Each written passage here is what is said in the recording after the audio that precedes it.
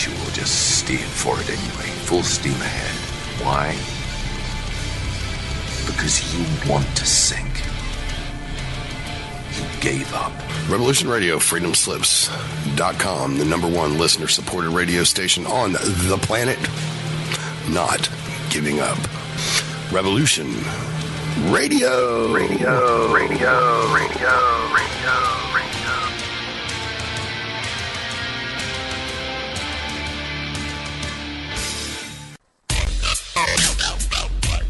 Take a look around, kid. What do you see? Homes being foreclosed. People working 2-3 jobs just to put food on the table and still drowning in debt. Don't get me wrong. This country was founded on great ideals and principles. They've all been ruined by the banks. Open your eyes to the banks that are robbing you. You know who my favorite president was? Who? Thomas Jefferson. Because he saw all of this coming and tried to stop it. He fought the banks. JFK too, and they killed him for it. The banking institution is more dangerous than an army, he said. He also said that every generation needs a revolution, Jimmy. The American dream is just that. Just a dream. War is a continuation of politics, only by other means. Politics is a continuation of economics by other means. This is our bank. This is our war. And this is our plan of attack. Banks have become an essential threat to our democracy. So consider this justice. Thank you for listening to Revolution Radio at freedomslips.com, the number one listener-supported radio station on the internet. Please help support this station so this battle can continue forward. Revolution Radio!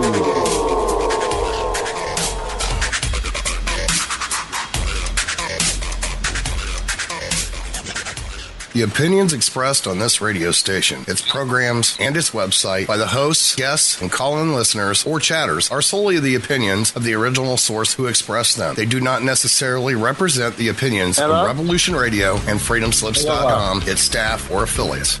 You're listening to Revolution Radio, freedomslips.com, 100% listener-supported radio, and now we return you to your host.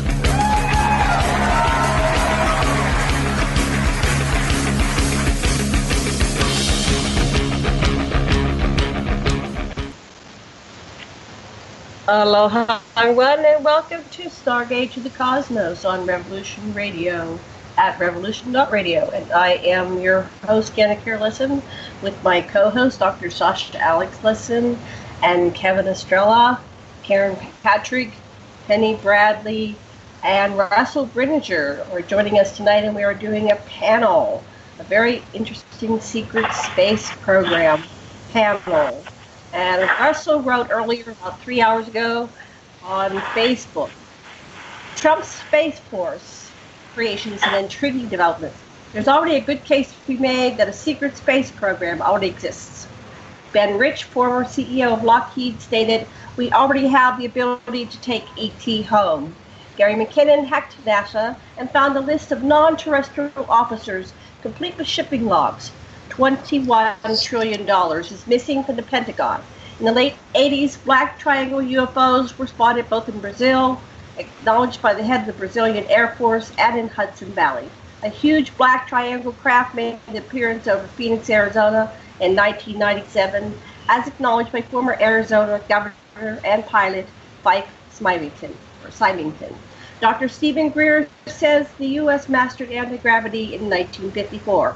Tom DeLonge and his To the Stars Academy wants to build an interstellar craft with publicly donated funds. Testimonies of multiple whistleblowers say there is in fact a secret space program.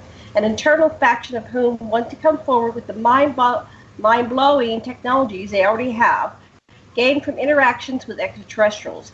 Even Richard Dolan, a rational historian, says that there may in fact be a breakaway civilization that uses zero-point energy, interdimensional portals, and time travel. So is Trump being used as a tool to bring forward this knowledge, leading to disclosure of 70-year-old clandestine projects? The other possibility is that Trump is oblivious to any of this, and his ego just thought it would be cool to dominate space. So we're going to talk about this and the secret space program. And we got a big panel today, so we're going to get started on this. First, Dr. Lessin, what would you like to say about today's program?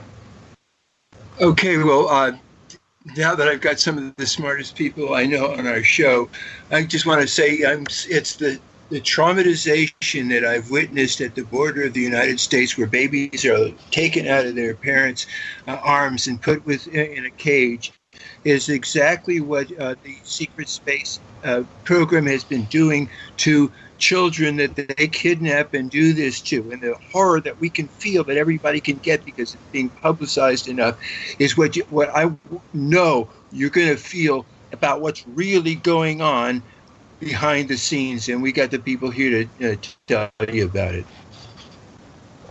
Okay, wonderful. I'm going to kind of go boy, girl. I hope it works out pretty good. The next one I'm going to call on is a girl. And Karen Christine Patrick. Hello, yeah. Oh, yes. Horrible connection. Oh, bad connection? Okay. There you go. Now it's good. Okay, take it away. Okay, good. Oh, no, I was really thrilled that you got Russell on here. I saw his comment earlier on Facebook, and I've been reading up. It's kind of been a strange day to be both looking at the whole issue with what's happening on the border. I live in a border state here in New Mexico, as well as then turning around and watching this space farce announcement by the Trump administration. I'm extremely dubious of this announcement, primarily because I've been working with Ken Johnston Sr. for 3 years, looking at the how NASA was used to cover up the secret space program, as well as working with my partner Brett Shepard, who wrote the book Digital Moon, on specifically how imagery was used in a propaganda kind of way. So, this is not a step in disclosure. It's a step away from it by putting yet another front on what we already know exists. So that's what I want to say about that. Okay, great. Well, we're just doing a little intro here to check the mics, and then we'll do longer segments. Next up, we're back to a boy. Kevin Estrella, are you with us? Are you there, Kevin? I missed him. Sorry. Missed Kevin. Okay, go back and get Kevin. While we're waiting for Kevin, we will talk to Penny Bradley. Penny, are you there? Yeah, I'm here. I had my mic off because it's in the temperature range in Central California where we have to run a swamp cooler, and those things are noisy. So when I'm not speaking, I'll be off. But we will bear with it. Yes. It does kind of cover up the traffic on the street outside. So there's that. I've been kind of being overwhelmed with people posting on my wall and in my groups about Trump's declaration. And at this point, I'm looking at it as a way to say we're starting a space program now, and it's all clean and pretty, and we're just going to sweep the last 80 years under the rug. That's my feeling about it. And those of us who have been exposing what's going on, it's been too much of a struggle to get here to let him do that. But it's very, very, very nice. It's a very nice program. Well, it's a very nice program, and if they're going to stop all of the atrocities going onward, I would be happy with that. But my strong feeling is that the atrocities are going to continue but not be addressed. And we can't allow that, those of us who know about them. I agree, yeah. Okay, your mic is working. Let's go and see if we have Russell Greninger. Russell, did you make it on for tonight's show? Yes, I did. I'm here. And listening very carefully because I agree with the former speaker because, we all know that there is a secret space program that is not being disclosed to the public. And according to the testimony of the whistleblowers, there's a faction within the secret space program that wants public disclosure, and there's another faction that's perfectly happy to keep the technologies all to themselves. They really don't feel like public disclosure is appropriate because there's 7 billion people here, and they don't see how all these technologies would fit into the culture at large. So we've got, first of all, Tom DeLonge, with all these high-level people like Hal Puthoff, who I deeply respect as a laser physicist, and Louis Elizondo. But the thing that bothers me about it is he's saying that the aliens are bugs and we just need to shoot them down. So that may be some sort of psyop. I still hope for the best on the To the Stars Academy, that they're knowing that the secret space program exists and that all these technologies already exist. They're kind of doing a facade where they're saying, okay, we're going to use public funds to build an interstellar spacecraft. Well, we already know that they have that capability. So that may be one avenue that is palatable to the public at large when they reveal their discoveries, which have been around for 70 years or more. So you combine Tom DeLonge and the To the Stars Academy with, what Trump is doing, which is saying, okay, we need to dominate space, and, we need a sixth military faction that's going to dominate space. Something big is going on underneath the surface of all that. And Hillary Clinton was supposed to be the disclosure president. John Podesta was very much behind public disclosure. He's been interested in the UFO field for a long time, and he wants it all out there. Well, she lost the election, but it may just be a matter of timing, that the timing is right, and whoever was elected, they're going to use them as a vehicle to bring this information forward. And I hope that that's the case. If it's not the case, then I'm worried about it because I personally don't like the idea of dominating space, and weaponizing space and all that. And, we've already been shooting at UFOs for a long, long time. And I just want a whole different paradigm to come about where we connect with our extraterrestrial visitors and in a peaceful fashion, and we can have some kind of meaningful societal exchange with them. But because way back since Operation Paperclip after World War II and before, there's a small, tiny group of people that have grabbed onto this phenomena for themselves and created a breakaway civilization that they're going to want to hoard it all. And so there's probably kind of a societal war within the secret space program factions, the part that wants public disclosure and the part that doesn't. And I'm just hoping that the factions within the secret space program that do want public disclosure can somehow mow down the other factions and bring this into the public domain, because I think the planet Earth and humanity that lives on it deserves it. Okay, are you done? You complete with your train of thought? Yeah. Okay, great. I'm going to pass you on to, I'm going to pass the talking stick to Sasha. Go ahead, Sasha. Take it away and address whatever you want to address. We're going to go round robin. Okay, it's so what we have going, and the evidence is really overwhelming, is mass kidnapping of people from Earth right now, that are people that are being enslaved, and terrible things are done to them. People are disappearing from the national parks. People are, FEMA camps after New Orleans. There's 4,000 unaccounted for. It goes on and on. There is a crisis of kidnapping and enslavement by these corporate entities in space right now, and it's this other stuff about what the governments, governments, you can always tell when they're lying because their mouths are moving, or so we know what's happening when you look at evidence and listen to Penny. You can get, there's something desperately important that we have to do really right now. We need peace on this planet. Agreed. Okay, so let's see. We probably might want to ask each other questions. So do you have any questions for the panel, Sasha? Or any particular things you want us to address in this round?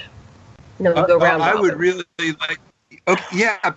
I would want to hear Penny describing the situation. She knows way more than I do, and about anyone else that I've talked to. What is really going on in the this stuff I'm talking about, slavery? Okay, let's let Penny talk to fill in the gaps for the other members of this panel. So go ahead, Penny. We're passing the talking stick to you. Tell us what's going on from your perspective.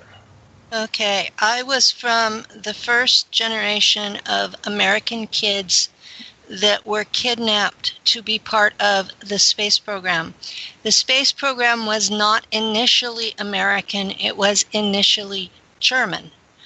And we were added in after 1947 when America lost the Battle of Operation High Jump in Queen Maud's Land, Antarctica. The folks that live down there have been running the world ever since in a covert manner. They allowed the illusion that everything was fine and dandy for the masses to prevent panic and additional warfare and loss of life, and they had good reasons for it, they thought. But what it means is that since 1947, we've all been living a lie. And here it is, all these many years later, and the truth is coming forward because people like me are remembering what happened to us. Now, when I was still an embryo, my mother was abducted and there were changes done to me. And so ever since then, the Black Ops have thought I was their property rather than a human being.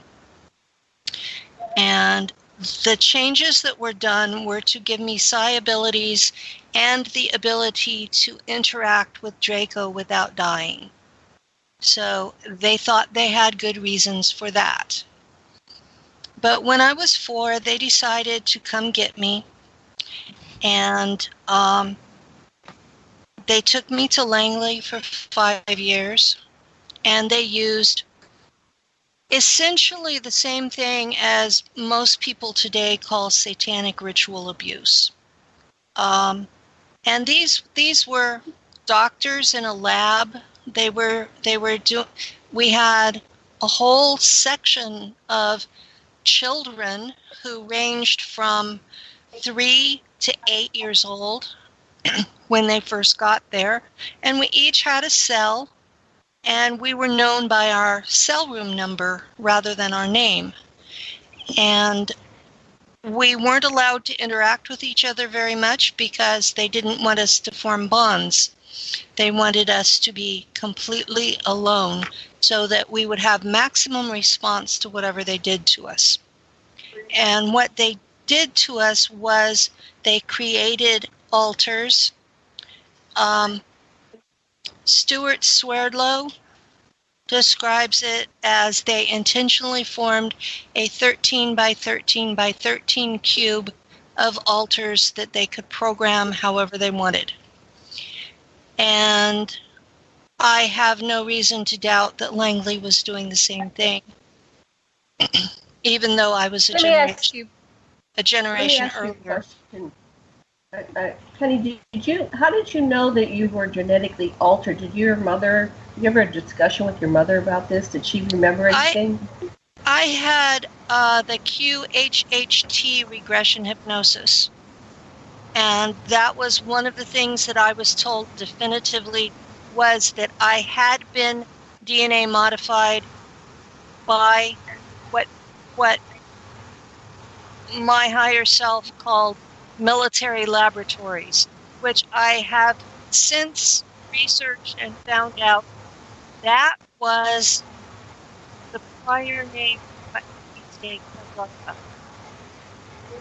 It's a branch of CIA. And my family were members of the Church of Christ denomination, which Karen backed up in one of the source places that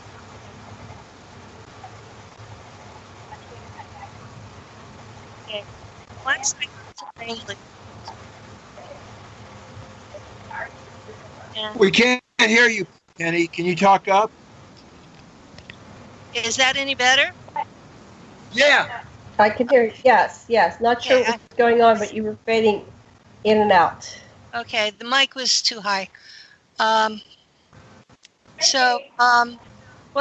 What they did was first they spent the first year mind fracturing me, and then they spent the other 4 years training me to use the abilities that they had made sure I had.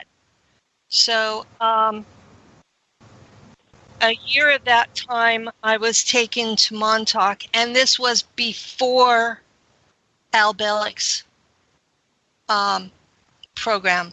So the initial program was boys and girls, and they had enough trouble with girls going interdimensional that they decided to go with just boys after that. The boys didn't do that. So for the girls, it was a way to escape, because we were obviously supposed to act. We were supposed to travel through time, and if we had the capability of going elsewhere, that was a way to escape from these people, because we were in hell. I got in so much trouble for going interdimensional that the Draco warrior that was there saved my life from the Scientologists who were running Montauk. They wanted to just dump me in the incinerator like they did the crazy kids. And the Draco said, no, we'll chip her instead, and I will go find her. And he did. But otherwise I wouldn't be here today to tell. So those who think that all Draco are horrible, you're wrong. They're not. They may have an agenda, but they're not always. They're usually not as bad as the humans I dealt with. But once I was 9, I was sent to Mars with a group of the other survivors from Langley, and we went through the jumpgate, the same one that Andy Basiago talks about. And we were in a group home situation where we had one person who was responsible for all, I think there were 20 of us. And we were introduced to a German Teutonic culture where we were at the bottom of the pile and expected to fight our way to the top. We were not allowed to fight physically in class, but there are ways of showing aggression without being physical. And so that particular alter that went through that lifetime is a very aggressive person. And I've reintegrated her, is why I have her memories. Now that culture has, the German hierarchy is at the top, and they are allied with the Draco, and they're more aggressive than the Draco. Underneath them are your officers who are Schwarze Sonne, which is what Americans call black sun, and they drink black goo to get special powers. It ups their IQ, it makes them invincible, it gives them great health, until one day they're too sick for the black goo to keep them going, and then they'll throw up the black goo and they'll die within hours. It's a really gruesome death. but they think it's worth it. And the black goo eliminates all empathy that they would have for any other person, human or otherwise. In the space program, we consider the ET allies to be persons. They're just not human persons. What was the next thing? Okay. Below the schwarze Sonne are the officers who have not drank the black goo. And below them are the enlisted people. And that's the bulk of the programs, are the enlisted people. These are your boots on the ground. These are your people who are mechanics, who fix things, who cook the food, who do the communications, who keep everything going. And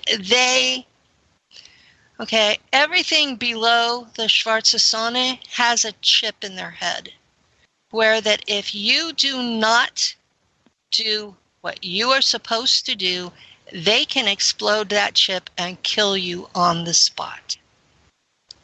It starts off with a headache and it goes to full seizures, and then they kill you. Now, if they want to keep you anyway, they'll toss you into the regeneration tank, which is Mantid technology, and they can bring you back from the dead. But you'll remember having been killed. So below the enlisted men, you have colonists who are sort of equivalent level as the enlisted men, but not really. They have to, if an enlisted person gives them an order, they have to obey it. And then you have the bulk of the work is done by a combination of still human slaves and cyborgs. The cyborgs are robotics with a part of a human brain so that they can operate the ET tech, which requires a consciousness. So you have a human being trapped inside a robot body. And it will be trapped there until the robot body is completely destroyed and all the brain tissue is dead. And at any time they can take a cell sample of that brain and regrow a human body and put that consciousness back into it. The tech out there is just so unbelievable from Earth human standards that most people have trouble wrapping their heads around it. But the state of it is most of the people out there are, even the ones that are at the top of the pile, are still mind-controlled slaves. Yeah. The only ones that are actually free-thinking are the German hierarchy. Everybody else are slaves. And I've heard some of my fellow whistleblowers balk at that because there's a hierarchy to it. But anything below the top, you're just a slave. You're not there by your free will. You can't leave when you want. You're not getting paid. You get used for however long they want you to. You don't have the option of death because they'll dump you into a regen tank. And it's what else do you call this? Right, slavery. Let me pass the talking stick around because that's a lot of information. I want everybody to get a chance to address that. Just bookmark where you are. We'll continue the narrative, but I want to go round robin here. I want to let Russell, then Karen, then back to Sasha. Go ahead, Russell. That was a lot of interesting. Everything the former speaker said was really interesting to me because it sounds like Penny. an AI world. Penny, thank you. Sorry. Mm-hmm. And as Penny said, there's a subculture of people that are already tapped into AI with the black goo and alien artificial intelligence. I've read where they do have the capability of extracting the human soul and putting them in containers or putting them in different bodies, so that matches up. And I'm also very intrigued by the testimony of an early contactee, Albert Bender, who started the International Flying Saucer Bureau back in 1952, because he, according to his testimony, was taken to Antarctica and introduced to what he called a snake race. And according to him, they were here extracting some type of energy system from Earth's seawater. And in the last year, they just figured out that uranium can be extracted from seawater. So there are profound energy supplies that can be extracted from seawater. But I find it really interesting that, you know, he would have said that back in 1952. And as Penny said, pretty much everybody's on board with the fact that Nazi Germany went to Antarctica and started New Schwabenland, or, you know, they've got a base down there. And this is verified by Operation High Jump. When Admiral Byrd went down there, saucers came up out of the water and, you know, destroyed some of his equipment, some of his airplanes. He came back with his tail between his legs. So there is a Nazi, possibly Nazi/Draco base in Antarctica. And I was reading where Michael Sala believes that the 1952 flyover in Washington, D.C. were part of that faction down there, that these were Nazi Bellcraft that came up from New Schwabenland just to make a demonstration of power.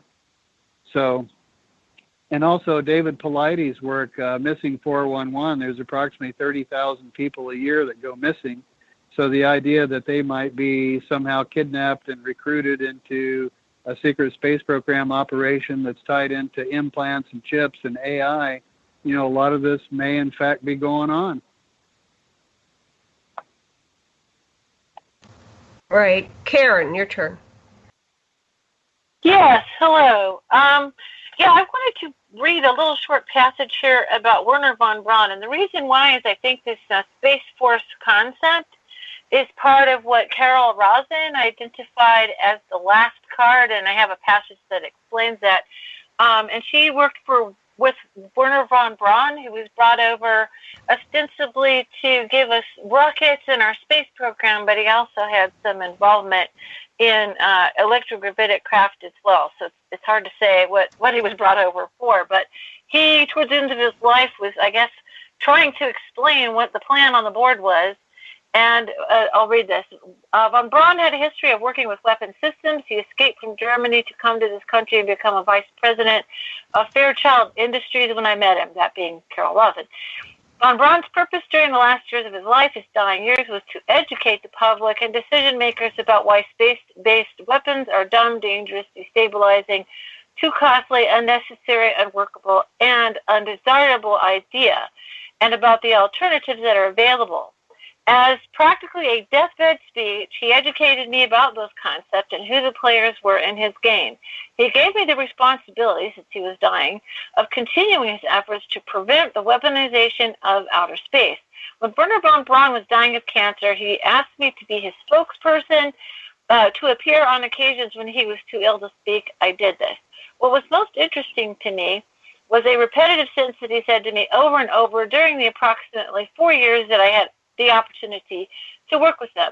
He said the strategy that was being used to educate the public and decision makers was to use scare tactics. That was how we identify an enemy. The strategy that Wernher von Braun taught me was, first, the Russians are going to be considered the enemy. In fact, in 1974, they were the enemy, the identified enemy. We were told they had killer satellites. We were told that they were coming to get us and control us, that they were commies. Then terrorists would be identified, and that was soon to follow. We heard a lot about terrorism. Then we were going to identify third world country crazies. We now call them nations of concern. But he said that would be the third enemy against whom we would build space-based weapons. The next was asteroids. Now, at this point, he kind of chuckled the first time he said it. Asteroids against asteroids. We're going to build space-based weapon. And the funniest one of all was what he called aliens, extraterrestrial. That would be the final scare. And over during the 4 years that I knew him, he was giving us and giving speeches for him, he would bring up the last card. And remember, Carol, The last card is the alien card. We are going to build space-based weapons against aliens, and all of it is a lie.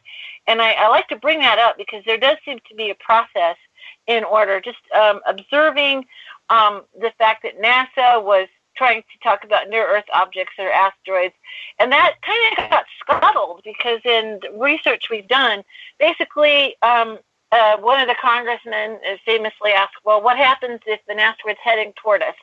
Well, they said, well, we can tell you it's coming, but we can't stop it.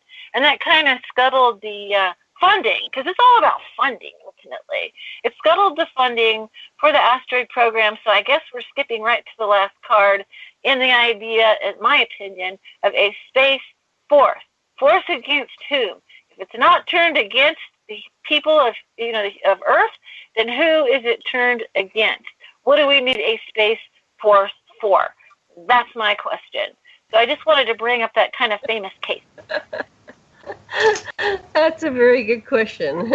What do we need a space fleet for if there's no aliens? Okay, whatever. Okay, we're back to Sasha. Lots been said. We're coming up on the top of the first hour. Sasha, what would you like to address? What would you like to add? What would you like to I would really like to hear the next thing, Penny, in your story as your life progressed. And I guess what really gets me is that how you found love. That really came back to you through all you've been through. That just what blew my mind about your story. I pass to Penny. Okay. When I was at Langley, I was in room number 7, and there was a boy a year older than me, give or take, who was in room number 5. So we were at Langley together, and then we were shipped to Mars together, and we went through Schule, which is the German colony school, and we graduated at about the same time. And he was put into the translation program because he was deeply gifted at that. On Earth, he spoke Russian and English, and in space, he spoke English, German, and Russian. And when Corey Good talks about his glass pad, this was the person who uploaded most of the information on the glass pads. Funny, my altar describes him now as being a, quote, girly man because he was somewhat effeminate. But we had spent all this time together. And I became a fighter pilot in a unit of women fighter pilots. So we were called the Valkyren. That's the Valkyries in English. And I didn't know what my name was. They had called me Penelope, which is my real name, but they had pronounced it Germanic. And so I adopted the name of my unit as my surname. So on Mars, I was Penelope Valkyren. And because we had known each other since Langley, there was a bond. And I don't know if I seduced him or vice versa, but we ended up an item. And in the German fleet, even on Mars, there's this thing that any officer relationship has to be kept extremely discreet. You're not supposed to form a bond. There's not supposed to ever be any trauma. Well, I don't know what they named him there, but on Earth his name was Steve. And we ended up in this long-term affair, and one day I was sent to take out a raptor nest. I should probably state here that there were 4 other sentient races on Mars when the Germans got there. And the first thing they did was go to war with 2 of them. They nuked those races' cities into oblivion, sending one of those races into the Stone Age. What were the races? What other races were there? Okay, the ones that we were at war with were the Mars native raptors, who look just like out of Jurassic Park, except they have human-like arms, and they stand a little more upright. And they still have the 6-inch raptor claws, and they're telepathic, and you look them in the eyes, and you know you are dealing with someone smarter than you are. There is no questioning that. They are only in the place they are in because the Germans nuked them. Then there are the Mars Mantids, and they're a sub-race of the Mantid Empire. They look more like Earth Mantids than the normal ones do. So they have the actual mantis face, like the bug on Earth does. But they're just as intelligent. They don't speak in words, but they are completely telepathic, and they keep the Mars spiders as pets, like we keep dogs. And I would get out of a plane and I would be supposed to capture a mantid for interrogation. And inevitably, I would be eaten by a spider. But I still have it. What happens? Huh? You said you would get eaten by a spider. Then what happened? I would wake up in a regeneration tank. Oh, the regen. So did they get you out of its stomach, or they get you before you're consumed, or how does that work? They would find the dry husk, and they had a tissue sample on file for me. The technology, they put whatever they find into the tank, and they put the tissue sample of what you're supposed to be into. There's a slot in the control panel, and they set you for an age and weight, and depending on how damaged you are, how long it takes. But you come out and you are that age, that weight, in perfect shape and matching your DNA profile. By the way, that's a way to get rid of viruses. Wait, you're breaking up. That's a way to what? Get rid of viruses or parasites or diseases. They just put you through. Also, a nice way to lose weight. Lose weight and regress. You don't need plastic surgery. You don't really have a weight problem there. The food's not that great, but you get in trouble if you don't eat. And you're working constantly. And they keep you at what they consider your optimum age and weight based on your performance. So the whole time I was there, my body appeared to be 30 years old and 160 pounds, and that was where they kept me because that's where I functioned the best. To them, it's all about your productivity. You're not a person. They don't care how you feel. They want you productive because you're an asset. You're not a person. And I was a lieutenant. I was an officer. And this is the way they treated me. Also, the drugs they give you to enhance your performance damage your liver. So no matter what you do, you still have to go through some sort of medical treatment once a week, or your liver will give out. So they have to basically give you a new liver every week. Wow. There are consequences to this tech. Go ahead, Sasha. You're flying in to wipe out this nest of. Back to my story.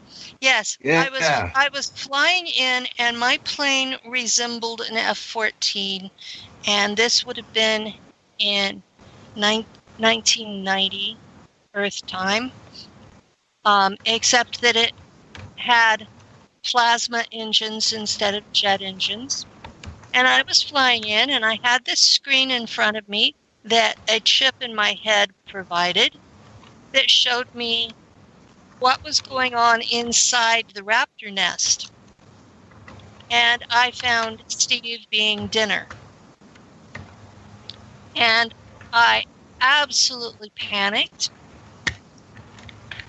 And my ship, because I was chipped to the ship's computer, the ship's computer felt the panic and said, "Oh, let's fire everything." And it did. But it recorded the time coordinates. And then it took me home because I was in a flat panic and couldn't even do that. And I got into major big trouble. And they used the time tech to do what they called redial. And they pulled all the humans out of the nest before the weapons did. And I got a dressing down for having an affair. I got bonded for losing control of my emotions in a tactical situation, and for no longer being trustworthy to have those kinds of weapons. And they transferred me to a ship off the planet. And I had spent 25 years on Mars, and in 1990... Bring the mic closer. Talking to the mic. Okay. In 1990, they shipped me into Darkfleet. And, or as we called it, Nachtwaffen. And I spent another 25 years there on the ship. And they sent me home in that altar in 2014. So the information that I have is fresh as of 2014. There was no alliance at that point. There were no rebels. Being a rebel was impossible. You did not even own your own shoes. How were you going to have a ship? You weren't allowed to think for yourself without a chip in your head. How were you going to form a conspiracy to take over a ship? I mean, the people that are saying this is possible could not possibly have been there and experienced the level of mind control that's there. There is no way that even the ship's captain, even if they were Schwarzsonne, could have been able to rebel. There is no way, not in the German. It's just not possible. So kiss the mic, sweetie. Can't hear you. So if people are rebelling, it's not from the German fleet. But, so when you told the story the other day, it was how you got free. Was when the love that was imperishable came through again. That was what I got. Oh yeah. When I was back on Earth in 2013, I met Steve, real world, on Earth. And at that point, he was an NSA agent and used my remember code from my programming and he's the reason that I can remember. But strangely, he did not remember Mars. And one of the last things we talked about was that he thought I was crazy. So, wow. He was killed in December 2016. When you're saying it in that passive way, it sounds like he was murdered. Is that what you're saying? Yeah, he died. He died in a hospital the day after a round table I was involved in was uploaded to YouTube. Wow. So yes, I feel responsible for his death. Wow. His act that got him killed, it was so important to him to free you. That's just such power. He was committing suicide so that you could live and be free. It's so beautiful.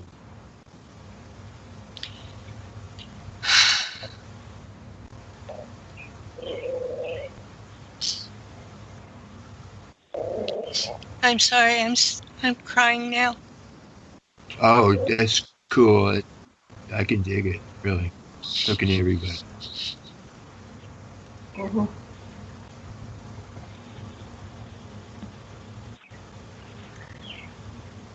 All right. Karen or Russell, do you have any comments or feedback? Well, it's got to be the greatest love story I've ever heard. And it's really interesting from the standpoint of people like myself that don't have any first-hand experience in this secret space program or all the things going on Mars and all that. But I've been following the testimonies of people like Mark Ralph, who hooked up with a woman who was a psychotherapist, and he suddenly remembered all his experiences, and collecting data points like Dr. Michael Stalla between Mark Ralph and Randy Kramer and Corey Good and now Penny, and they all seem to coordinate pretty well. But I must say it's exciting and disturbing at the same time, because from the time I was a kid, I always hoped that if there were extraterrestrials, that they would have overcome their desire to engage in war and conflict. And it just seems like there's a lot of it going on out there. And people are being enslaved with microchips and under the control of AI, and their souls transferred from body to body. And it's a world that is beyond anything I've ever even contemplated. But my mind is open and I'm listening, and it sure does seem to coordinate with one another. So I'm just kind of stunned by it, to tell you the truth. I have a question. Is that just on this like little subroutine? I heard that this part of reality of existence is like a virtual reality program that's going, and it really isn't the entire continuum of existence. It's just kind of like a subroutine. Is that true? Well, or is that, what do you think? Are you asking me or Penny? Anybody on the panel.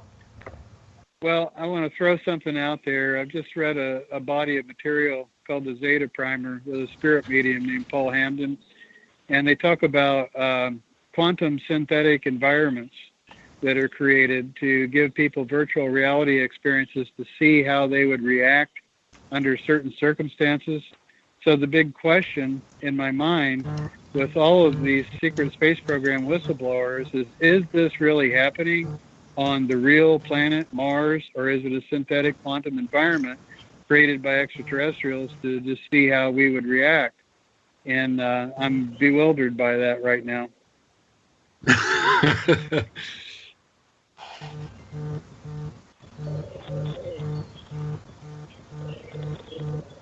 Okay, next person. Who has a comment?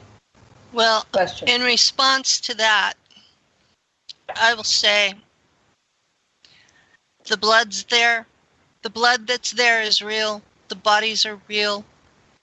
You can taste and smell the blood when you're shot or clawed.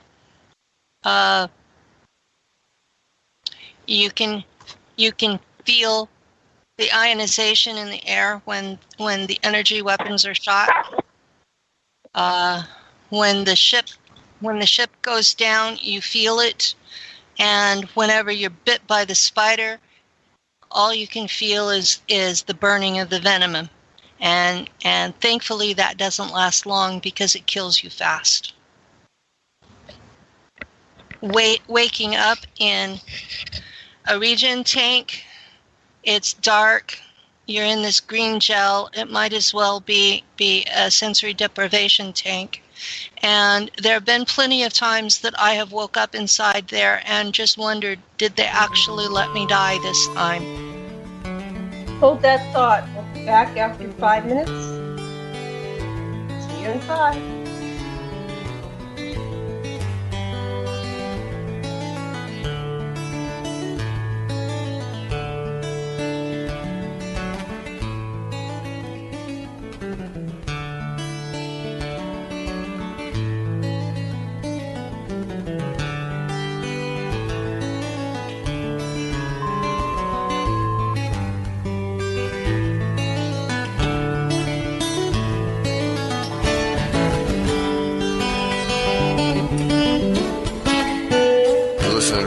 Radio at freedomslips.com, and we'll be right back after this message.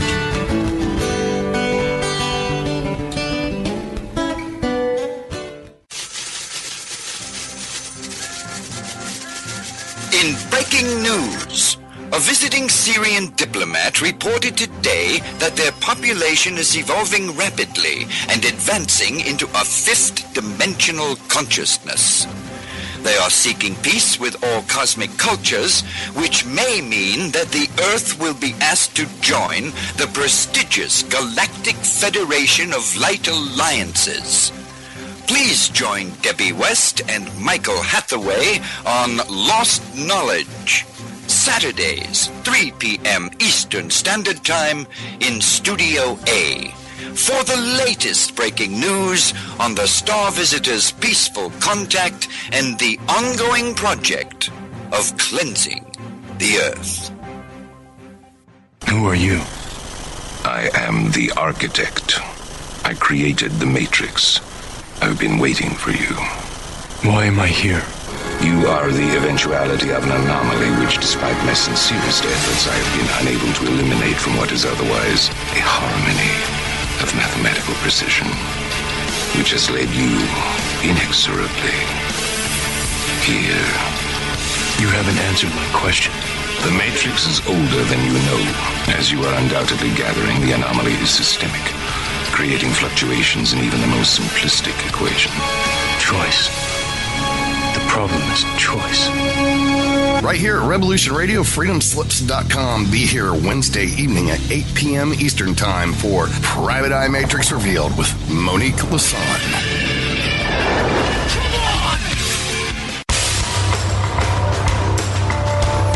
Hello, my name is Mr. Rowe.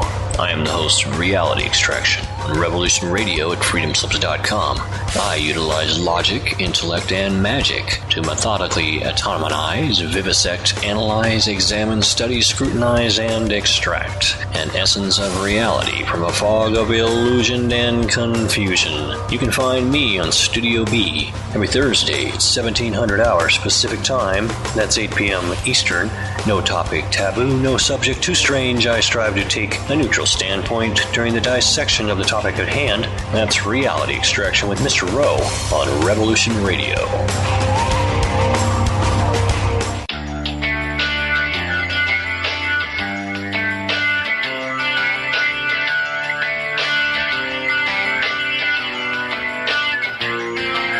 This is Thomas, a.k.a. a Mad Painter. I'd like you to join me Monday nights, 10 p.m. Eastern Standard Time for Open Canvas. Don't forget to bring an open mind. Yes, folks, that's right. Bring an open mind to an open canvas. Again, that is Monday nights, 10 p.m. Eastern. UFOs to government corruption. This is Revolution Radio, freedomslips.com. You don't need to expect us. We're already here.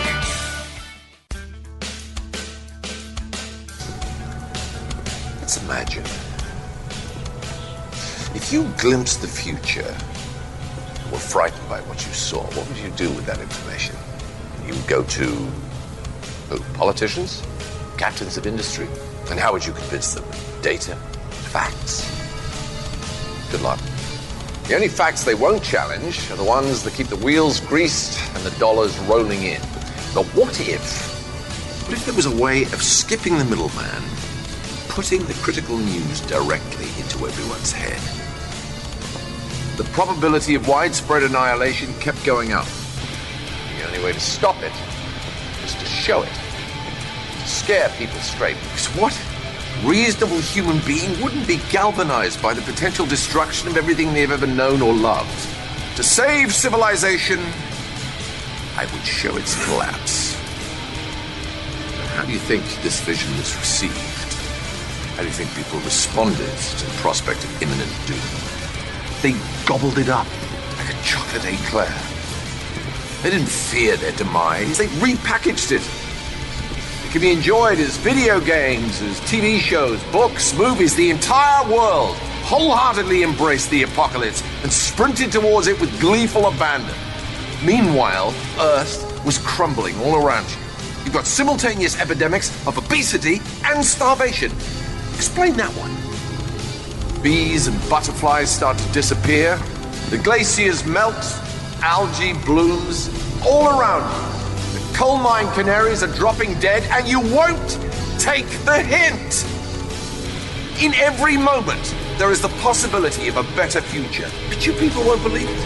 And because you won't believe it, you won't do what is necessary to make it a reality.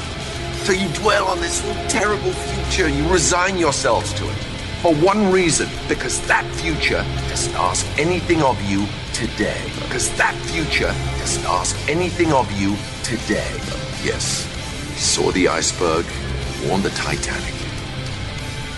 But you will just steer for it anyway, full steam ahead. Why?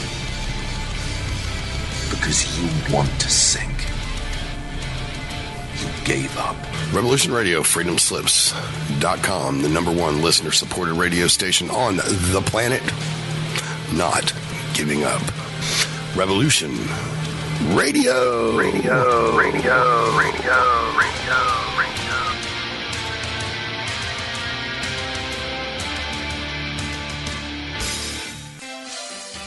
Hello, this is Maggie Rose McGrath of The Concord Show. And co-host Marine Corps Map, coming to you on Monday and Tuesdays in Studio A, noon to 2 Eastern. And Studio B on Wednesday nights, 10 p.m. to 12 a.m. Eastern, with educational, instructional, information, and situational updates, often with wonderful guests on the current landscape in the U.S. and overseas.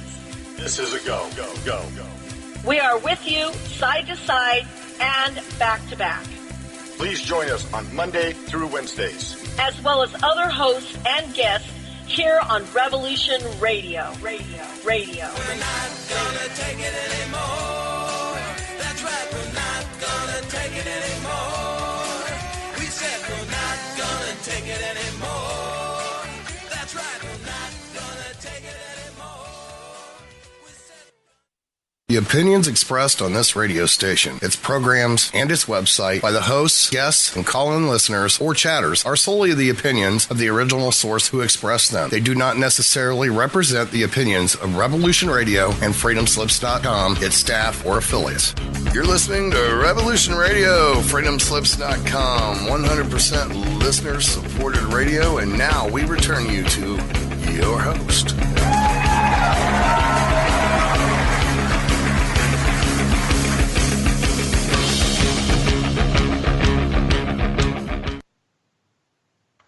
Aloha, everybody, and welcome back to Stargate to the Cosmos on Revolution Radio at revolution.radio. And I am your host, Janet Carol Lessin with Dr. Sasha, Alex Lessin, and the co-host, who do we have here? Karen, Christine, Patrick, Russell, Scott Brinegar has dropped off, and we have Penny Bradley. So we're having a great time here. I know Russell is calling in from a park. I can hear the lovely birds in the background. I'm not sure where he lives, what part of the world, but it must be a beautiful day. And so before we get back to our show, let's remind everybody to please go over to that donation button on the website, revolution.radio, and make your donation this week. I know, Ahmad, you gave us the numbers, but I'd like to hear your voice. How you doing, Ahmad, and how are we doing in our goal for this month? Doing great. We got 1739 and we need 2600. So we're doing pretty good. It ain't too bad. Not too bad. Not too shabby. Okay, great. So, Dr. Lessin, you wanted to talk about, what did you want to talk about this last hour of the show? I know you're fascinated with the altar. I'm really interested, Penny, in what happened in Montauk and all kinds of very, very similar things that are going on. Basically, this split of a person into these different sub-personalities, and how you have created a system of being able to manage them and become the chooser in your life. And it's just and I think all of us can use some of that journey. Can you give a little explanation of what a subpersonality is from your perspective as a student of Drs. Howe and Sidra Stone? And Dr. Howe Stone studied directly with Carl Jung. And from my understanding, these are fractions or fractals of oneself that help you. They usually develop to help you cope with things, but everybody has some subpersonalities. We have our inner child, adult, parent, and we have our inner child or inner critic, which is a very dominant one. Can you kind of give a little exposition of that from the traditional psychology point of view, and then we'll go into Penny's explanation of it from a secret space program, my lab's point of view. Go ahead, Dr. Lessin. It's the difference is between being able to center yourself and realize you have a variety of parts or impulses that have to be coordinated, which is part of the maturation process, and everybody's got that. And being traumatically split so that when you're in one sub-self, it's not just a sub-self anymore. It's an alter. It's another person. And you don't have contact with the other. So it's a big, big difference. And it's the mind splitting that the Germans used, that the Montauk used on people, that's being used to this day to traumatize people. You know, when you see what's happening at the border, that's the same thing. These children are being traumatized and split into alters. Anyway, Penny can explain it a lot better than I, because she's... I'd like to hear your explanation, Penny. What they are trying to accomplish is to separate a part of the mind that has access to all of the DNA abilities and the power of the soul without sharing memory with the rest of the mind. And yes, it becomes a separate person who lives within the same body and head. And they program this fraction to do various things and to be activated by whatever trigger they have chosen in the programming. And it's usually something that won't be used in normal life. They will program a specific alter according to a children's book or a movie or a cartoon series, and all of the code words for it will come from that specific mythology or words that they make up related to it. I've been really responsible about not saying what my remember code was, because most of us also have booby traps where that if we remember, it activates a self-destruct program. And I don't want to be accidentally activating someone else. I know how traumatic it was for me to suddenly have Penelope Valkyrian's memories rushing in on me in another language, complete with smells and sights and feels, and no context for any of it. And I don't want to do that to anyone else. So I'm trying to be responsible here. But she had that altar had been programmed with Wizard of Oz programming. Now, I have other altars that have been killed in their form that have come up as soul fragments. And that's basically the altar that we know from Mind Fracture is the equivalent of what Native Americans call a soul fragment. And you do lose soul to these things. Your cover personality, the person that your parents think they're raising, loses energy to all of these. So the more of them you reintegrate, the stronger you become as a person and more centered, as how Dr. Sasha described it. You become more centered because you get more of your soul energy back.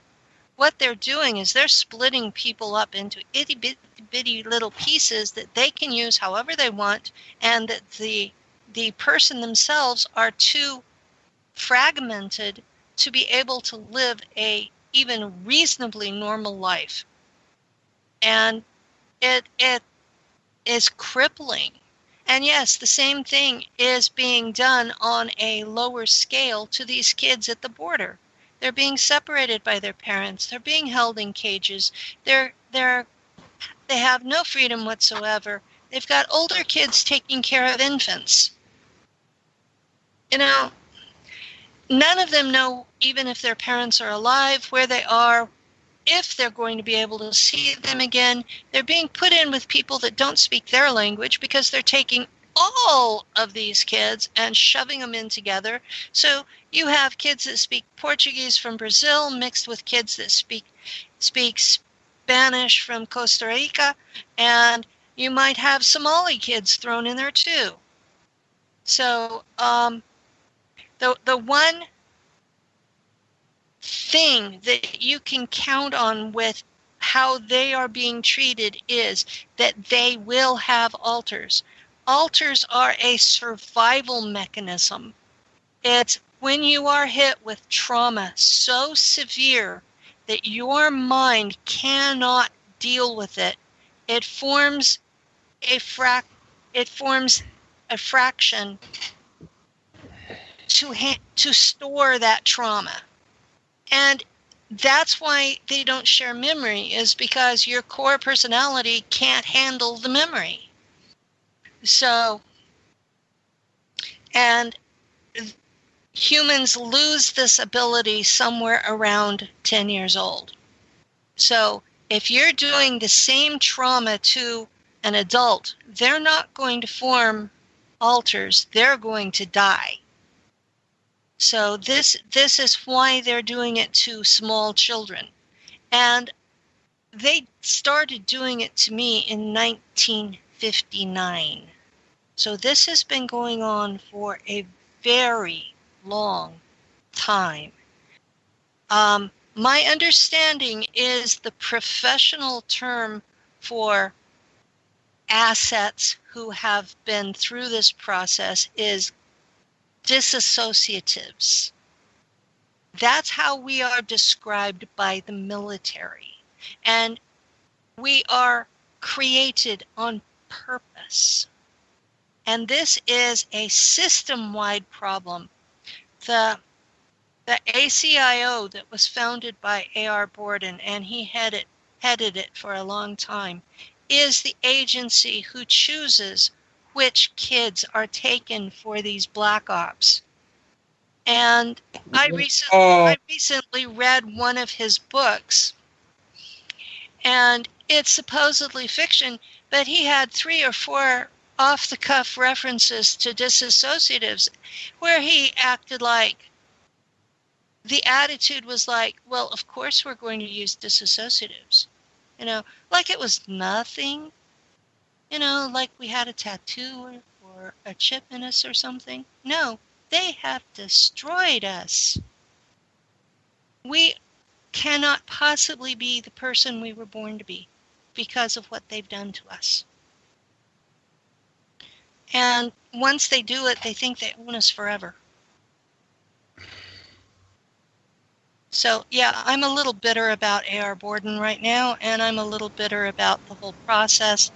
I have lots of alters. Let me interject. So Karen knew A.R. Borden. You didn't know him personally, but did you talk to him, Karen? You worked in his group. Oh, have you and Penny ever discussed A.R.? And what was your awareness? Are you there, Karen? Are you on mute? Oh, hi. Here I am. I found myself. There you are. Yeah. Wherever you are, there. Wherever you go, there you are. Right. No, I want to first state that Penny, my own information, 100% with what Penny is saying. My own experiences bear this out. Memory systems I'm dealing with, trauma systems I'm dealing with. Just to add, we came out of the same religion, so you had a cognitive dissonance program going where you had all these things happening to you, and you were in this fundamentalist Christian environment where, basically, if you're female, you're just not supposed to say anything about anything. And so that was part of our shared experience, and we talked about that at Contact in the Desert significantly. And I appreciate Penny so much because she did validate that there was a military-industrial complex incursion into strict authoritarian religion in order to be part of the control mechanism. So your primary personality was on lockdown, spiritually in that sense. A.R. Borden is, I'm with Penny on it. I appreciate that maybe at the end of his life he felt bad and he, began to find a bunch of people to dump information on, so we otherwise wouldn't have it. But I was aware that this, the more I got to know him, and like I said, I never met him in person, but I interacted with him on Facebook and was in like conference calls and such with them, what I call the latter-day Bordenites. And how I define that is it's when he began to share his information, he was seeking out intuitives that he would, give files. So everyone has a smattering of these different files about all of this stuff, life physics principles and many other things. And so we have a group on Facebook, The Writings of A.R. Borden, if anyone's interested. It wasn't just A.R. Borden's writings. There were other people as well who went by clandestine names, but they were it was basically an effort by physicists, like rogue physicists wanting to study the basic quantum hologram theory type of thing. They called it life physics. They called it the idiomaterial universe. And they were using intuitives, obviously disassociatives, to map this thing. So it's a little bit step up from remote viewing because it was more what they call ENS, extension neural sensing, which meant that you kind of put your whole self into that environment. And instead of a brief little sketchy thing like you do with remote viewing, you're literally, there pulling out whatever information. But yes, these programs, we were just like assets under management. And I know that's true for myself. I have the memory systems of several either alters or, other people that are what I call my multiples. So there's my sort of myself as a whole multidimensional being. It seems to be spread out at least 4 different personalities, not sub-personalities within myself, but like a constellation, like quadruplets that all have some shared memory. So I'm dealing with that. I want to reiterate one of the people that has validated this was Andrew Bishago, who gave me I had an interesting Christmas. He came and visited our house Christmas Day of last year and said that he met my multiple 15 years older than me by the name of Dr. Karen Rose, who worked as the ground crew for the jump room programs in the capacity of a psychic sentinel, psychic tracker. Her job was to basically get the energy signatures of the people going through this exotic technology of teleportation and time travel and put a database together of each participant and then use that information, I guess it was used by psychic trackers in order to find people and wherever they got lost in time and space. And so I have, it was really revelation to me, because now a lot of things that I had suspicions of, and I'll be writing about that this winter, now there's a lot of knowledge that I can say, okay, now I know where I got it from. And this person visited me in where I used to live in New Mexico and was witnessed by my partner Brett and his daughter Cheyenne. However, 3 days after having an extensive conversation with Dr. Rose and a laundromat, a boring laundromat, I would have remembered any interesting conversation, but I was there was something called blank slate technology that was applied to me. I completely forgot most of the incident.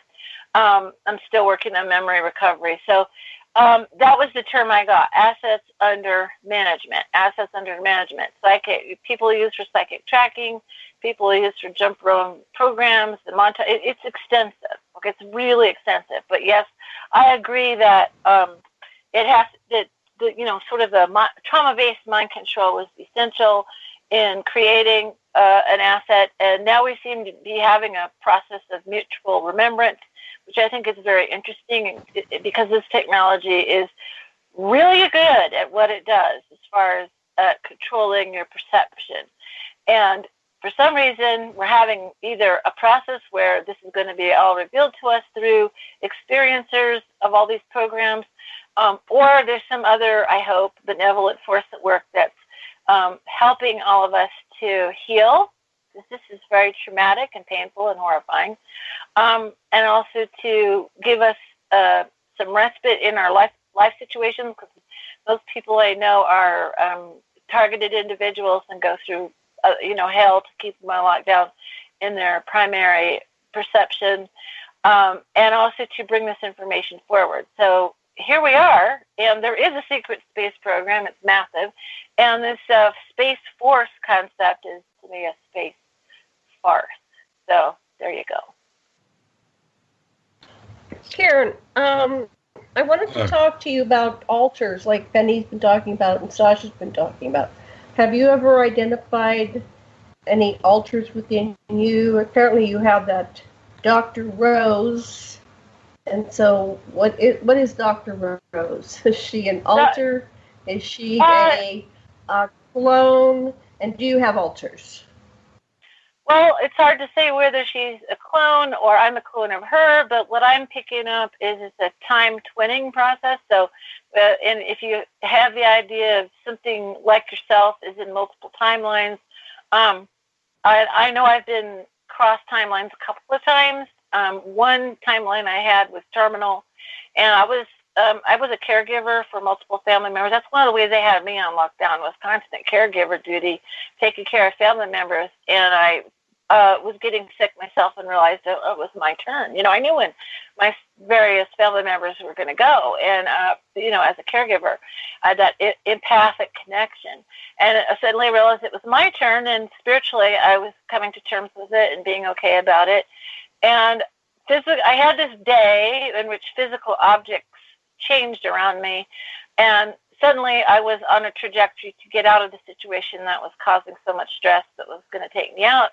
And then I got, brought into a situation where I was not under so much, heavy fire from archonic activity toward me, and I was able to do my work now with Brett Collins Shepherd and Ken Johnston and with you guys. I got brought out of that terminal timeline. So I wonder where all that fits in. So it might not be like, if you think of yourself as a multi-dimensional being, of which we all are, this goes to a different level than just like a within altar, although that's an option too. I do have awarenesses. I do have that. It's also your multi-dimensional self in multiple bodies, multiple timelines. I've gotten connected with who I am in a lot of different places.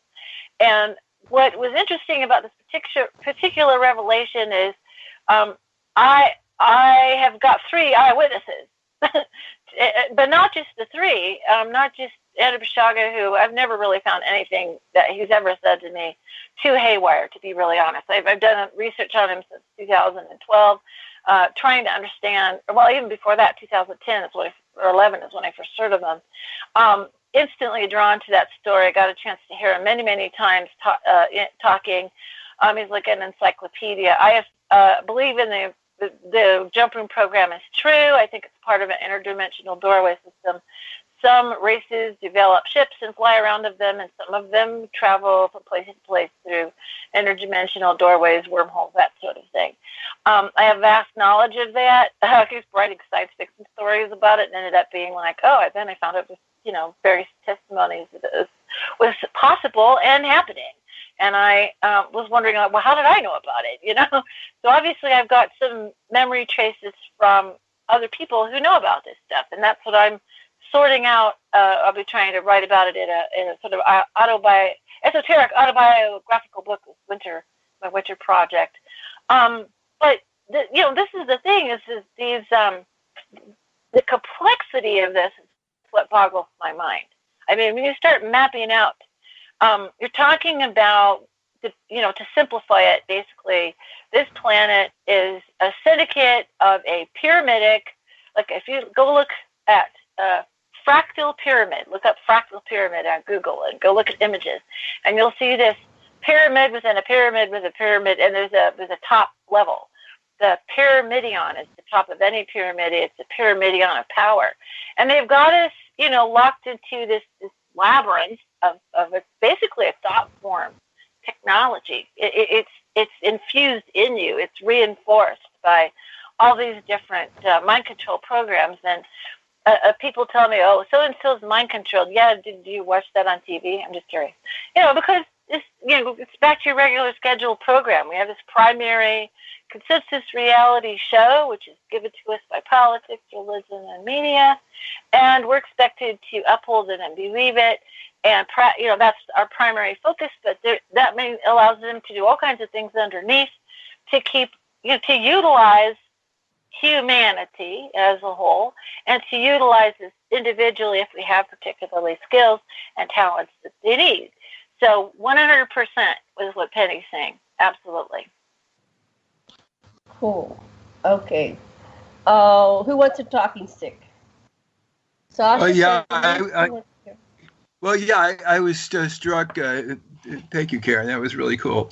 I am also stuck back at the sort of the agony or the anger that resentment that you still held for you being kidnapped and enslaved and treated the way you were treated, and the stuff they did to your body, and it's like all of that, and I just wonder, and then somehow that stopped you from being the psychic fingerprint of who you were meant to be in a less adverse situation, and yet,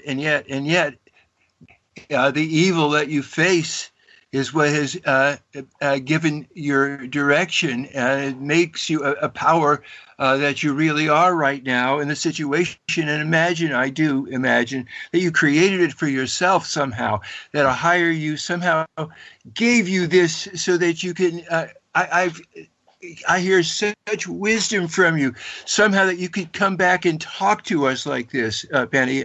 So I think it was good for the rest of us anyhow, even if it hurts you still. I got it.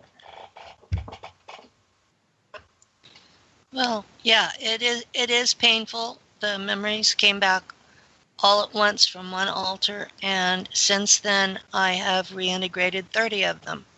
And they each have a different but similar story. And I've generally only been talking about Valkyrin because so many people are having so much trouble believing just the one.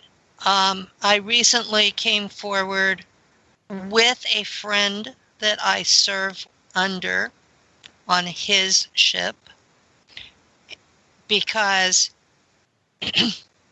he was afraid nobody would believe him.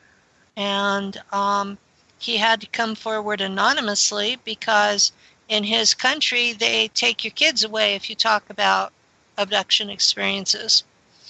And that was a really traumatic experience because on that ship, we had recently had to defend from a piracy attempt. There was a crew that came on board and tried to steal our ship, and we had to kill people. And that was just part of the day's job. You had to defend the assets of the people that own you, including each other and the ship. And if it meant killing people, well, that was part of the job. So here we are, both on Earth, dealing with the memory of this incident that we did not physically take part in, but yet we were consciously there.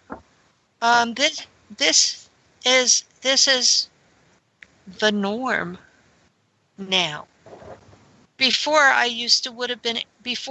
the Remember Code was used on me, I would have thought, well, I just had a really bad nightmare.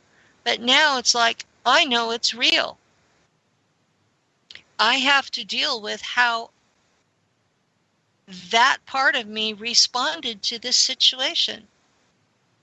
I have to look at the moral implications of what that part of me did, because my soul as a whole is responsible for that, even though that particular altar is under serious mind control. And you get to a point where it's like you're awake enough to know this is happening, but you're not awake enough to be able to stop it. And the best I can do to stop it is make the public aware that their tax dollars are paying for this to be done to people. Their tax dollars are enabling a government that does this to its citizens on an ongoing basis and has been since the 1950s. This is and now we have a president who says, oh, gee, we're going to have a space force because I want to be a space power. And you think, so what's he going to do about all the kids that were tortured like I was? Is he going to write us off like we didn't exist? What about all the kids all over the world? Because I know people that their children have been taken from them and are in these real world. They stopped putting you in Langley in the 80s because they found out that my generation went insane. So now they take them away from their parents, or they abduct them at night. And I have a friend in Australia that has two little kids, they're 5 and 8, get up in the morning and tell him what they did in secret spy school the night before. You know, we have to live with this on a day-to-day basis. And for a person who is totally unaware, it sounds like we're crazy. And I understand that. That's why they came up with the theory that it was all just a virtual reality game, was so people wouldn't believe us.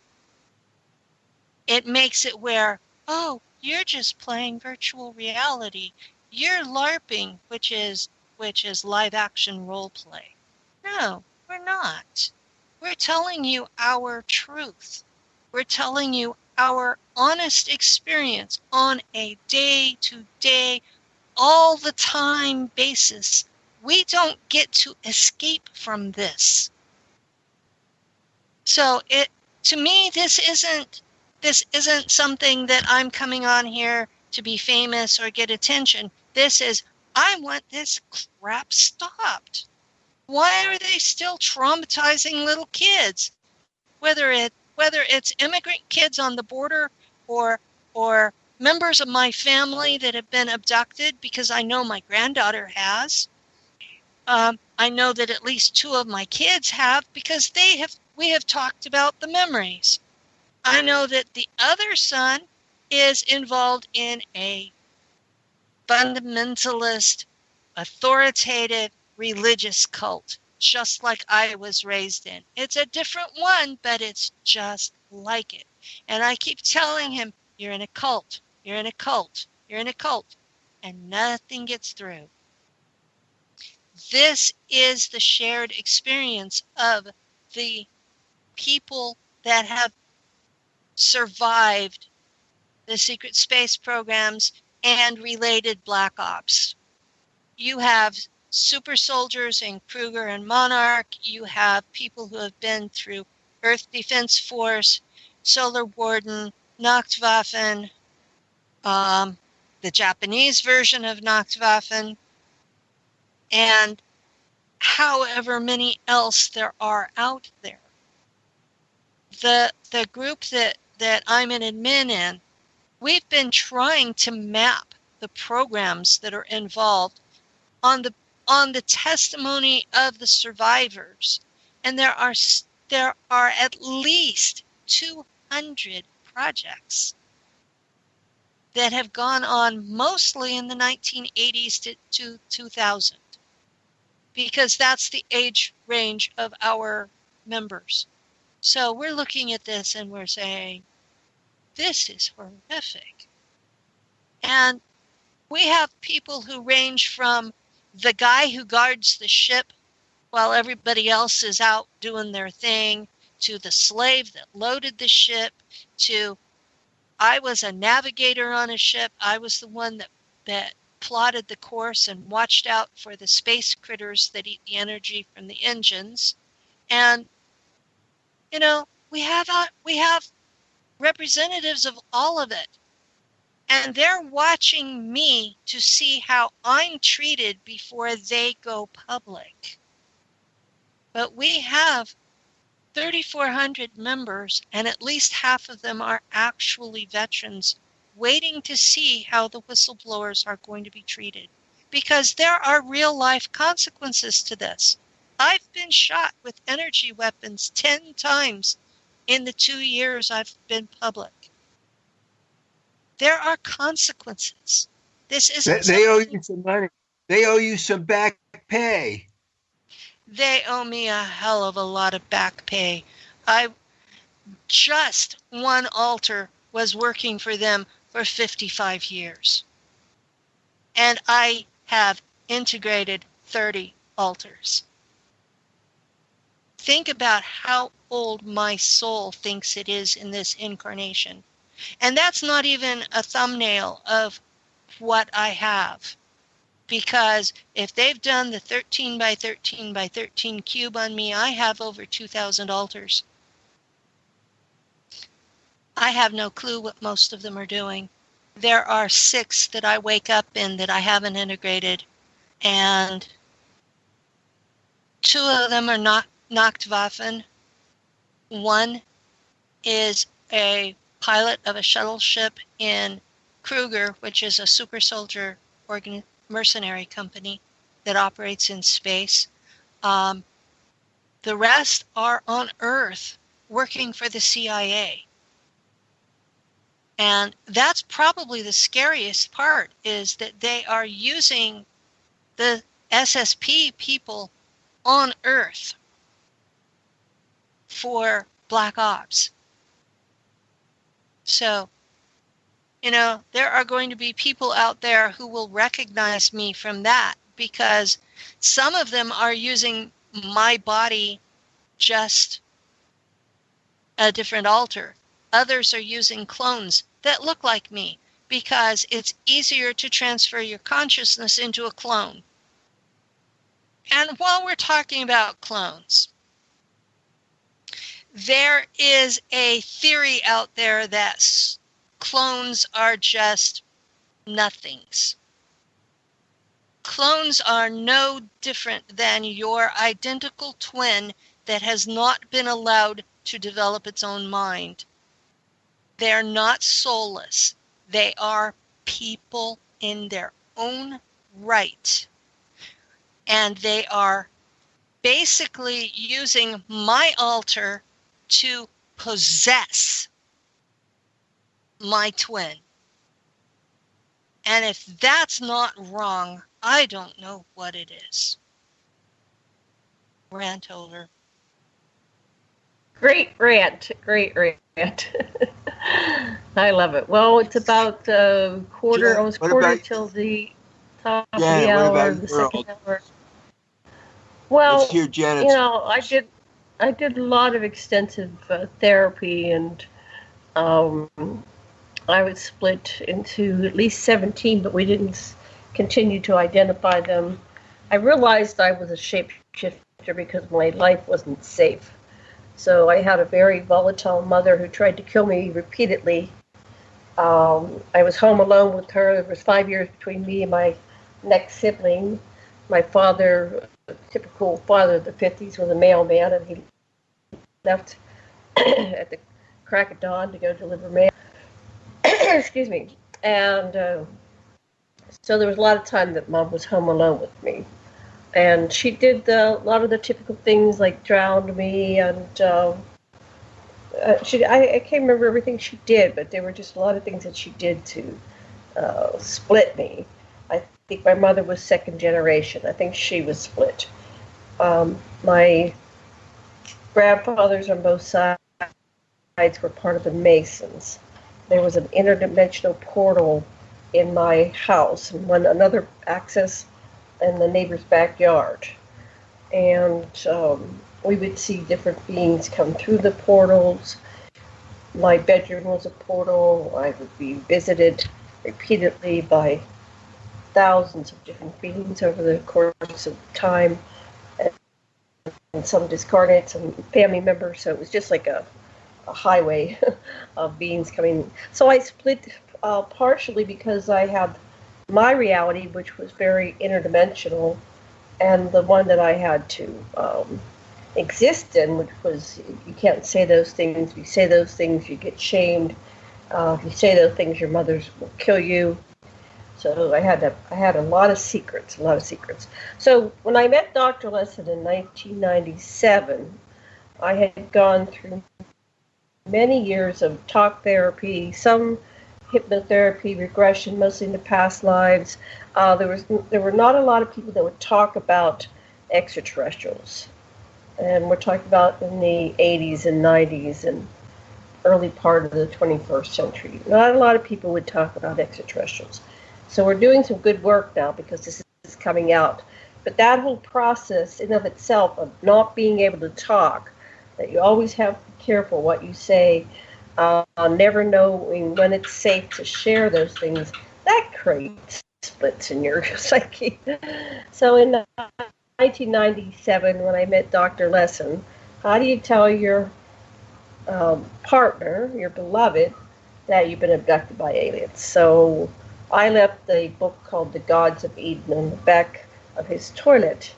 And then one day he came out and he says, are there more books like this? And I said, yes. So we headed down to the bookstore. I appealed to his anthropology background and his intelligence, and he was a book reader, avid book reader, and a nerd, and he could absorb 5-6 books in a week and understand them and be able to talk intelligently about them. So we went down, and a lot of people, we have to start with the things that reach and activate their logic, and then they can gradually open and expand and accept more. And also, Dr. Lessin was a psychotherapist. So we started doing soul retrieval, pieces of my soul, however you symbol it, it's all good to me, to reintegrate me so that I could be able to function, be more and more high functioning. So Dr. Lessin, what was it like when you met little Janny, Fanny? I was 43-year-old Janet, I'm 64 now. What was that like 21 years ago when you met this poor frightened soul that didn't know who to talk to? I think you've done a really good job. You've made a really good job of integrating yourself, and you're fully empowered. And I'm just in awe of the way you are benefiting humanity with your work. And good job, Sasha. You helped this chick. She came along. Well, thank you. Yeah. So, but unfortunately, the planet doesn't. Most people on the planet don't have a Dr. Lessin that comes along and takes an interest in them and helps them integrate the lost parts of their soul. So that's why I'm here. I'm here to help all these people because it's not totally altruistic. I'm just sick and tired of a planet that's gone crazy that doesn't treat people right. I can't escape it. I have to see it, and it's like let's usher in this new age where every soul is respected, life is respected, the planet is respected. So that's what I'm about. Anyway, I've been on the hot seat long enough. Unless anybody has any questions, I'm going to yield the hot seat. Just every life is worth living. Every song is to be sung. Every gift is forgiving. It's the same for everyone. And so, this is it right now. Now is the time for us to really just live from our hearts and to embrace other consciousnesses as not distant, not enemy, but as part of a bigger learning process. That's what I get, anyhow. Okay. Did you have a question, Penny? I was going to add that my father had behaved much like your mother, and I didn't find a psychiatrist, but I did find a shaman, and that's the man I live with now. We've been living together for 18 years, so I do have someone helping me find my sane center. So wonderful. Karen, who helped you?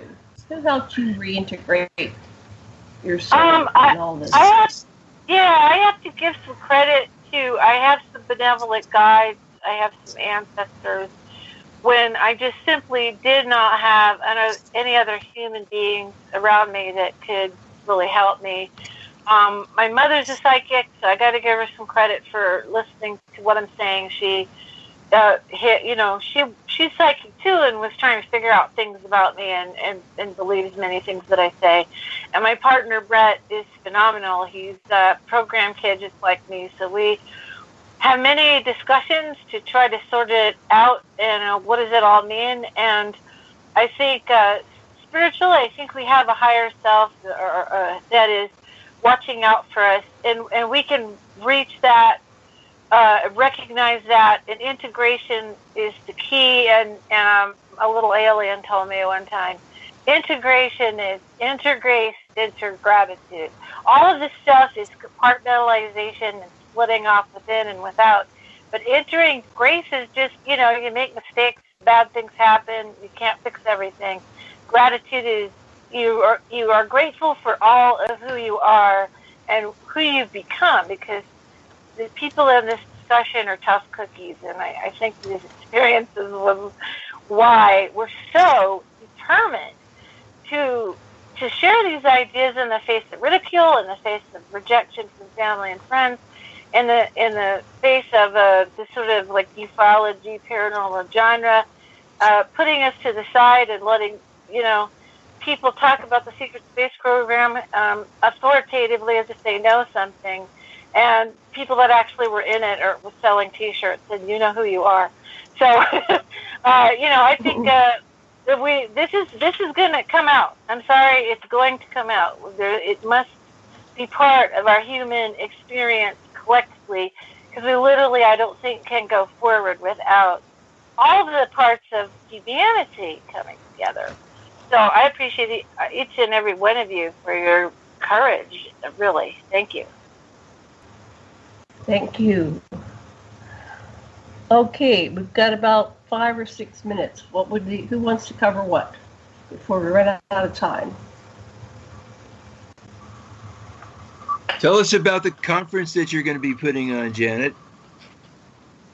Well, everybody here is coming to the Stargate to the Cosmos conference in October 25th to 28th at the MCM Elegante Hotel in Albuquerque, New Mexico. And we're doing something a little bit different. This is a movement. This is advocacy. We're here, like the people at Me Too and all these other movements that have sprung up in the last 2 or 3 years, to create this authentic disclosure. Right now, it seems like the narrative is being taken in different directions. And it seems like it's a little bit more of the same old, with the people at the top that have lots of money, that can do fancy things, take the narrative, take it down to that direction, and yet another rock star is born. And this time they're the UFO rock stars. And I'm not bad-upping anybody. I think it's wonderful if you earn money doing this, you accomplish a bit of fame. I think everybody is doing their piece and contributing to this evolution of consciousness and the Grand Awakening. And yet I listen to people like Penny Bradley and all these people that come on my show, and I'm very grateful for each and every one of them. They're such brave, bold people. They're not gaining any wealth from this, and things happen in their lives that aren't so good from this, but they're behind truth, authentic truth, and the truth getting out there, which will ultimately, when we get to the bottom of all this, end slavery. That we have many, many generations going back to the creation of humanity and its hybridization program here on the Earth and probably beyond to an ancient time that we don't even remember, but many, many generations where we're not really free. That freedom is just a myth, an illusion, a concept, a program, and those who wake up discover, oh my goodness, I'm just a slave. And the awakening happens on so many levels. I started to get aware of it when I was spending an hour a day getting ready for work, an hour to an hour and a half getting to work, the 8 hours that I did work, the hour for lunch, another hour and a half getting home. And I spent all my money buying clothes to go to work so I could buy clothes to go to work. And I just was in this hamster wheel, and I didn't get anywhere. There was the little dangling carrot that's if you work really hard all of your life, you'll be able to retire, but don't worry about it because you can't really retire because they're going to take your Social Security and all your Medicare and Medicaid. Well, here we are. I'm 64, retired, and those predictions that I heard, 30, 40, 50 years ago are coming true. So I'm inviting everybody to participate, to get off this hamster wheel, to come to the conference, to Skype into the conference. If you can't come and appear for the 90-minute slots that I have, just call in for 5 minutes. Just call in and show your face. Maybe you can send a recording to me, audio or visual, and I will play these and basically say, me too.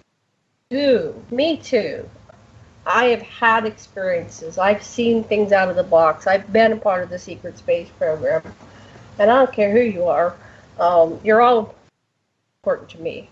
I think everybody is equally as important as each other, although some people think they're more equal than others. So it's Stargate to the Cosmos, October 25th to 28th, is an advocacy movement, much like we got Star Trek back on the air, like we ended the Vietnam War, like we brought down the Berlin Wall, like all the other, women's suffrage movement, all the other advocacy programs, and ending slavery, civil rights, human rights. Like the march goes on and on and on, and we're not done marching until it's over, and we've accomplished authentic truth, authentic disclosure, and true freedom for every soul in every race and every type of being across the cosmos. Thank you very much. I'm getting off my pulpit.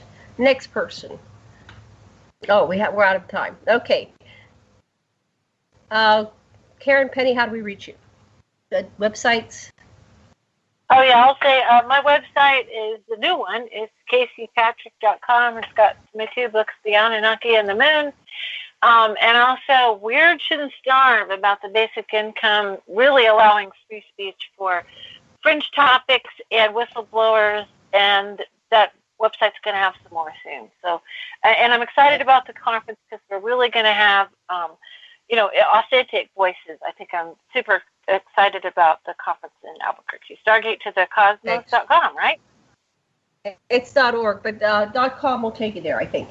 Okay, and Penny, your Facebook pages, website? I have a website that we recently built. It's spaceportals.net, and it is set up as a social media site. We're still having trouble hooking up PDF files to it. But we decided, Ian and I decided that we were going to have a place. Excellent. We'll talk about that and more. Thank you very much for joining us today. Aloha and love and blessings.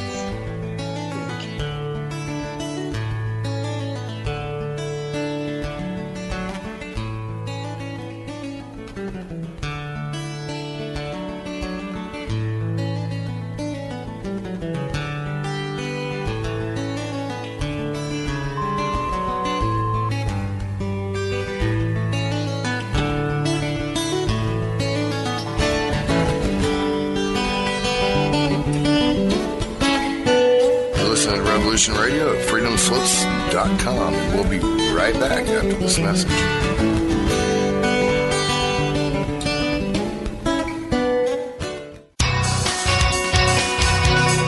Thank you for listening to Revolution Radio at freedomslips.com. Any commercial advertising you may hear in this program is of the sole discretion and benefit of the host of whose program you are listening to. Revolution Radio does not endorse any commercial products, nor does it accept monetary compensation for on-air advertising of commercial products, nor will it ever. We are and shall remain 100% listener supported. Any product advertising on this program are considered used at higher risk, and Revolution Radio shall not be held liable for any claims or damages received from any product advertised within this program. Revolution Radio, where information never sleeps.